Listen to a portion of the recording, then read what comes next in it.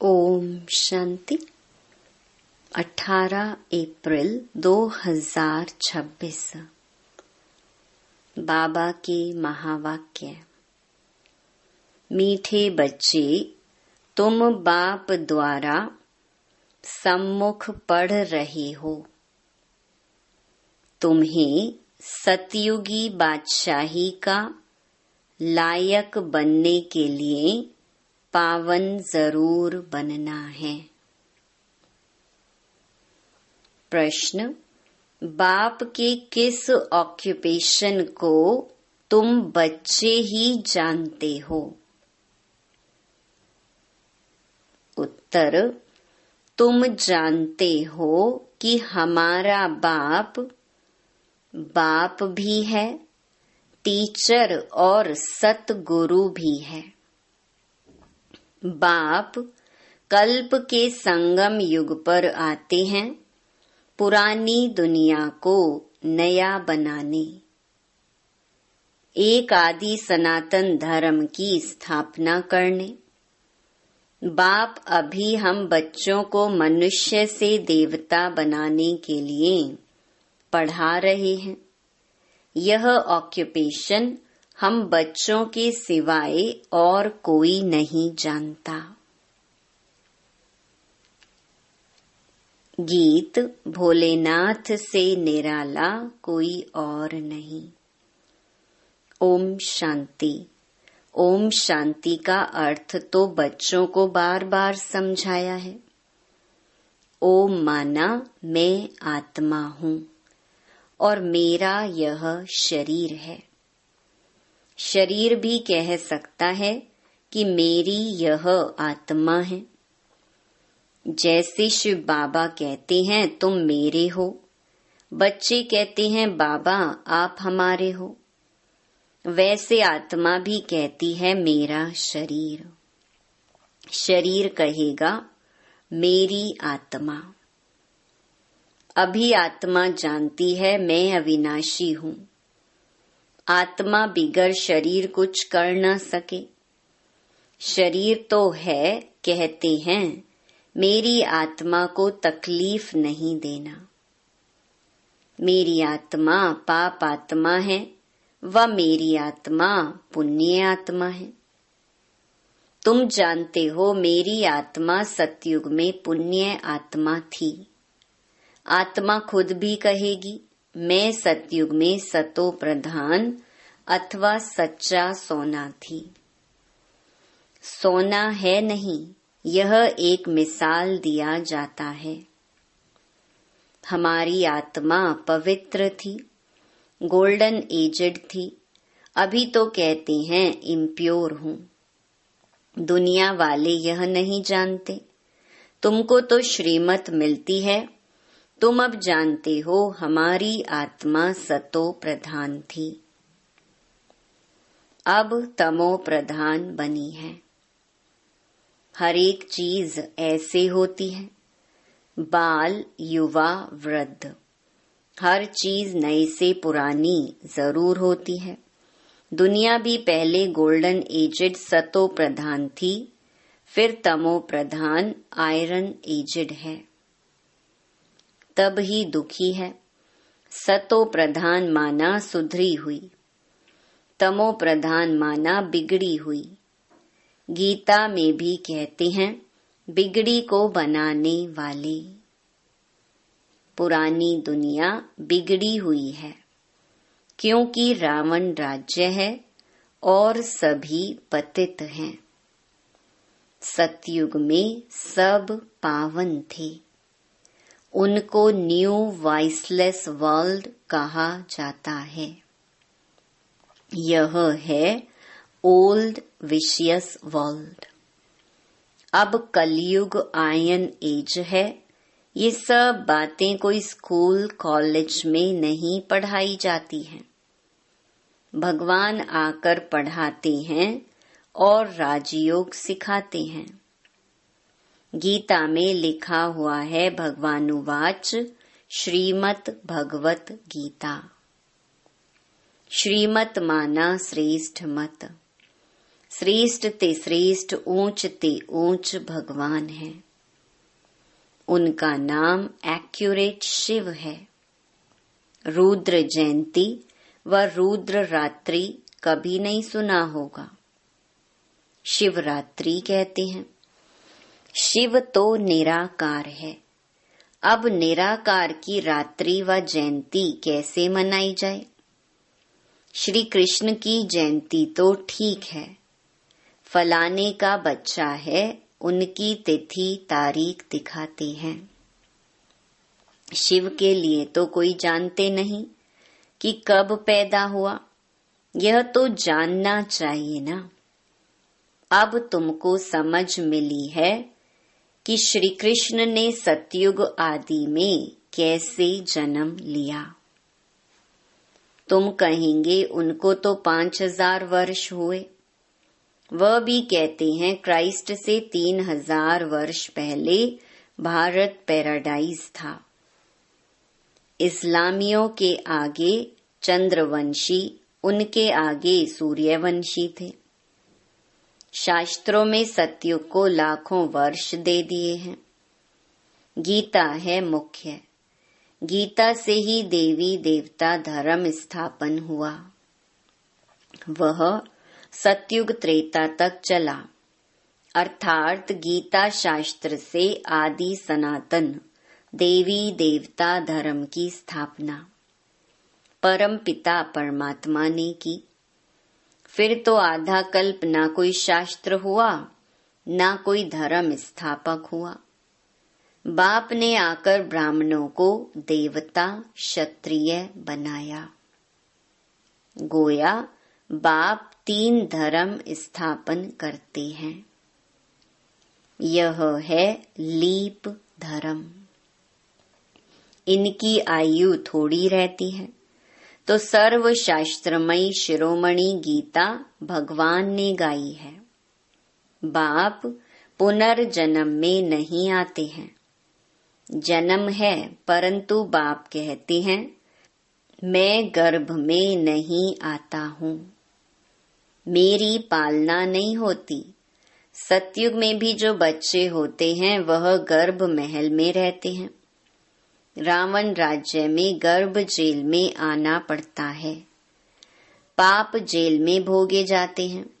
गर्भ में अंजाम करते हैं। हम पाप नहीं करेंगे, परंतु यह है ही पाप आत्माओं की दुनिया। बाहर निकलने से फिर पाप करने लग पड़ते हैं। वहां की वहां रही।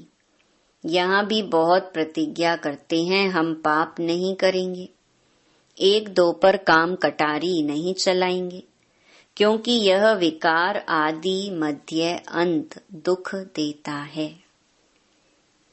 सतयुग में विष है नहीं, तो मनुष्य आदि मध्य अंत 21 जन्म दुख भोगते नहीं, क्योंकि राम राज्य है। उसकी स्थापना अब बाप फिर से कर रहे हैं। संगम पर ही स्थापना होगी ना। जो भी धर्म स्थापन करने आते हैं उनको कोई भी पाप नहीं करना है। आधा समय है पुण्य आत्मा, फिर आधा समय बाद पाप आत्मा बनते हैं। तुम सतयुग त्रेता में पुण्य आत्मा रहते हो, फिर पाप आत्मा बनते हो। सतो प्रधान आत्मा जब ऊपर से आती है तो वह सजाएं खा नहीं सकती। क्राइस्ट की आत्मा धर्म स्थापन करने आई, उनको कोई सजा मिल न सके। कहते हैं क्राइस्ट को क्रॉस पर चढ़ाया, परंतु उनकी आत्मा ने कोई विकर्म आदि किया ही नहीं है।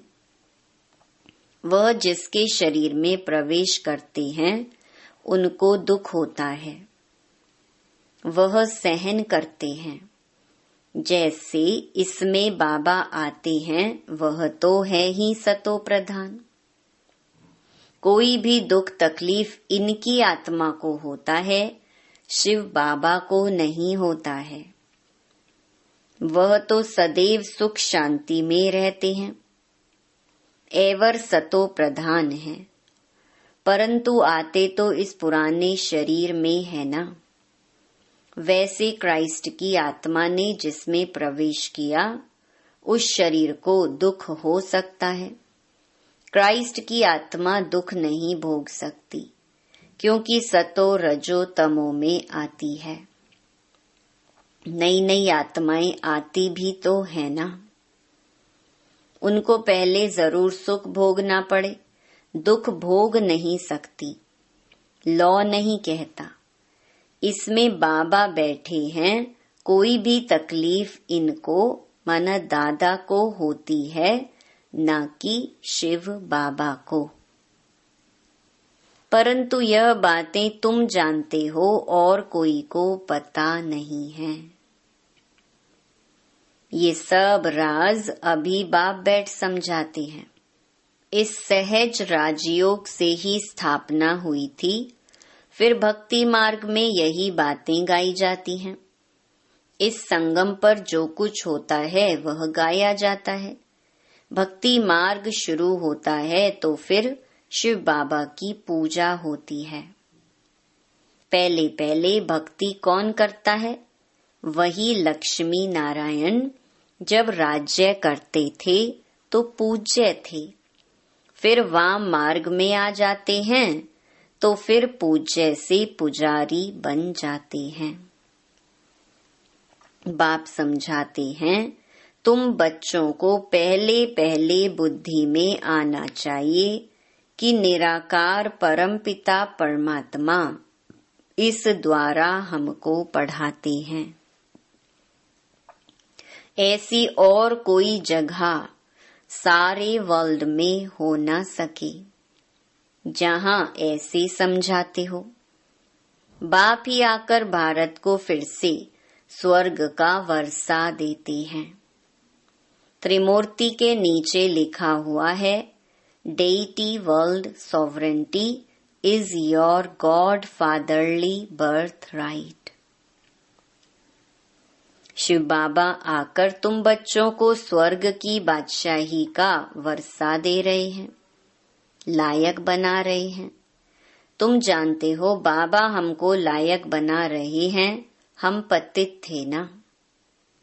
पावन बन जाएंगे फिर यह शरीर नहीं रहेगा।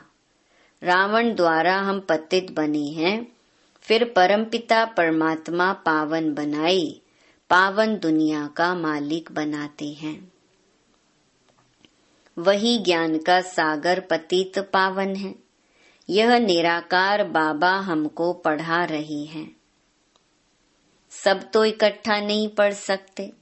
सम्मुख तुम थोड़े बैठे हो, बाकी सब बच्चे जानते हैं। अभी शिव बाबा ब्रह्मा के तन में बैठ सृष्टि के आदि मध्य अंत का नॉलेज सुनाते होंगे। वह मुरली लिखत द्वारा आएगी और सत्संगों में ऐसा थोड़ी समझेंगे। आजकल टेप मशीन भी निकली है, इसीलिए भरकर भेज देते हैं। वह कहेंगे फलाने नाम वाला गुरु सुनाते हैं। बुद्धि में मनुष्य ही रहता है, यहाँ तो वह बात है नहीं। यह तो निराकार बाप नॉलेजफुल है।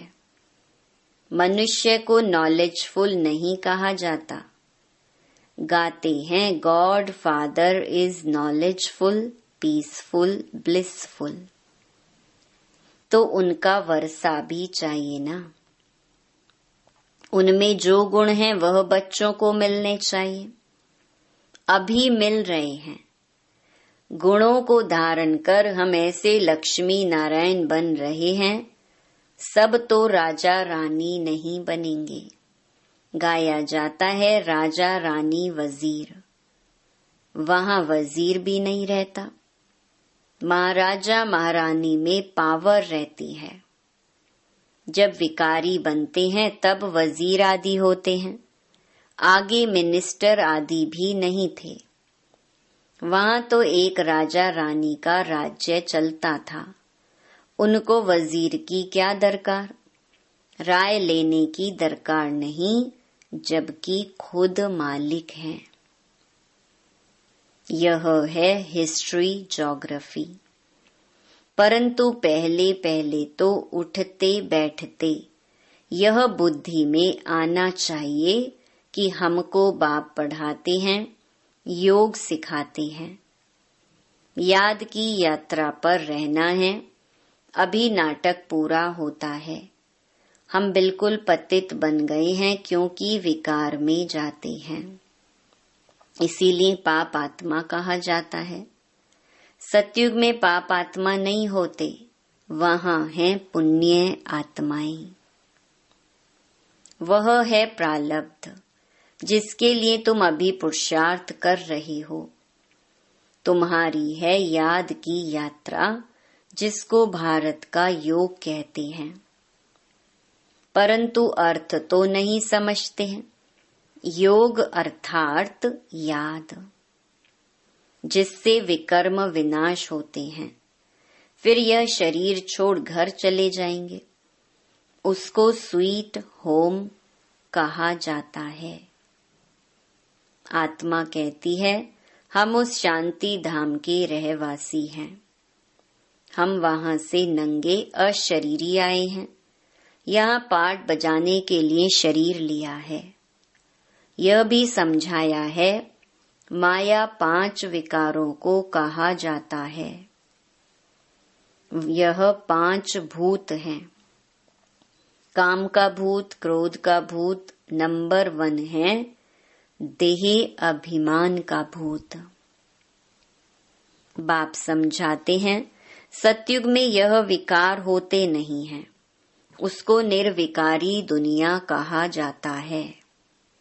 विकारी दुनिया को निर्विकारी बनाना यह तो बाप का ही काम है। उनको ही सर्वशक्तिमान ज्ञान का सागर पतित पावन कहा जाता है। इस समय सब भ्रष्टाचार से पैदा होते हैं। सतयुग में ही वाइसलेस दुनिया है। बाप कहते हैं अब तुमको विषय से वाइसलेस बनना है। कहते हैं इस बिगर बच्चे कैसे पैदा होंगे। बाप समझाते हैं अभी तुम्हारा यह अंतिम जन्म है, मृत्यु लोक ही खत्म होना है, फिर इसके बाद विकारी लोग होंगे नहीं। इसीलिए बाप से पवित्र बनने की प्रतिज्ञा करनी है। कहते हैं बाबा हम आपसे वर्षा अवश्य लेंगे। वह कसम उठाते हैं झूठा। गॉड जिसके लिए कसम उठाते हैं उसको तो जानते नहीं। वह कब कैसे आता है, उनका नाम रूप देश काल क्या है, कुछ भी नहीं जानते। बाप आकर अपना परिचय देते हैं। अभी तुमको परिचय मिल रहा है। दुनिया भर में कोई भी गॉड फादर को नहीं जानते। बुलाते भी हैं, पूजा भी करते हैं, परंतु ऑक्यूपेशन को नहीं जानते हैं। अभी तुम जानते हो परमपिता परमात्मा हमारा बाप टीचर सतगुरु है। यह बाप ने खुद परिचय दिया है कि मैं तुम्हारा बाप हूँ। मैंने इस शरीर में प्रवेश किया है। प्रजापिता ब्रह्मा द्वारा स्थापना होती है किसकी? ब्राह्मणों की। फिर तुम ब्राह्मण बनकर देवता बनते हो। मैं आकर तुमको शूद्र से ब्राह्मण बनाता हूँ। बाप कहते हैं मैं आता ही हूँ कल्प के संगम युग पर। कल्प 5000 वर्ष का है। यह सृष्टि चक्र तो फिरता रहता है। मैं आता हूँ पुरानी दुनिया को नया बनाने, पुराने धर्मों का विनाश कराने। फिर मैं आदि सनातन देवी देवता धर्म स्थापन करता हूँ। बच्चों को पढ़ाता हूँ। फिर तुम पढ़कर 21 जन्म के लिए मनुष्य से देवता बन जाते हो। देवताएं तो सूर्यवंशी, चंद्रवंशी, प्रजा सब हैं। बाकी पुरुषार्थ अनुसार ऊंच पद पाएंगी। अभी जो जितना पुरुषार्थ करेंगे वही कल्प कल्प चलेगा। समझते हैं कल्प कल्प ऐसा पुरुषार्थ करते हैं ऐसा ही पद जाकर पाएंगे। यह तुम बच्चों की बुद्धि में है कि हमको निराकार भगवान पढ़ाते हैं। उनको याद करने से ही विकर्म विनाश होंगे। बिगर याद किए विकर्म विनाश हो नहीं सकते। मनुष्यों को यह भी पता नहीं कि हम कितने जन्म लेते हैं। शास्त्रों में कोई ने गपोड़ा लगा दिया है 84 लाख जन्म। अभी तुम जानते हो 84 जन्म है। यह अंत का जन्म है, फिर हमको स्वर्ग में जाना है। पहले मूल वतन में जाकर फिर स्वर्ग में आएंगे। अच्छा मीठे मीठे सिकिलधे बच्चों प्रति मात पिता बाप दादा का याद प्यार और गुड मॉर्निंग। रूहानी बाप की रूहानी बच्चों को नमस्ते। धारणा के लिए मुख्य सार। पहला, बाप से जो पवित्र बनने की प्रतिज्ञा की है उस पर पक्का रहना है। काम क्रोध आदि भूतों पर विजय अवश्य प्राप्त करनी है। दूसरा, चलते फिरते हर कार्य करते पढ़ाने वाले बाप को याद रखना है। अब नाटक पूरा हो रहा है, इसीलिए इस अंतिम जन्म में पवित्र जरूर बनना है। वरदान, सर्व खजानों से भरपूर बन अपने चेहरे द्वारा सेवा करने वाले सच्चे सेवाधारी भव। जो बच्चे सर्व खजानों से सदा संपन्न व भरपूर रहते हैं, उनके नैनों व मस्तक द्वारा ईश्वरीय नशा दिखाई देता है। उनका चेहरा ही सेवा करता है। जिसके पास जास्ती अथवा कम जमा होता है तो वह भी उनके चेहरे से दिखाई देता है। जैसे कोई ऊंच कुल का होता है तो उनके चेहरे से वह झलक और फलक दिखाई देती है। ऐसे आपकी सूरत हर संकल्प हर कर्म को स्पष्ट करे, तब कहेंगे सच्चे सेवाधारी। स्लोगन, समय और संकल्प के खजाने की बचत कर जमा का खाता बढ़ाओ। ये अव्यक्त इशारे महान बनने के लिए मधुरता और नम्रता का गुण धारण करो। जब एक दो को मीठा खिलाते हो, उसमें मुख थोड़े समय के लिए मीठा होता है, लेकिन स्वयं ही मीठा बन जाओ। मुख में सदा ही मधुर बोल रहें, जैसे मीठा खाने और खिलाने से खुश होते हो। ऐसे मधुर बोल स्वयं को भी खुश करते, दूसरे को भी खुश कर देते। इससे सदा सर्व का मुख मीठा करते रहो। सदा मीठी दृष्टि, मीठे बोल, मीठे कर्म हो। अच्छा, ओम शांति।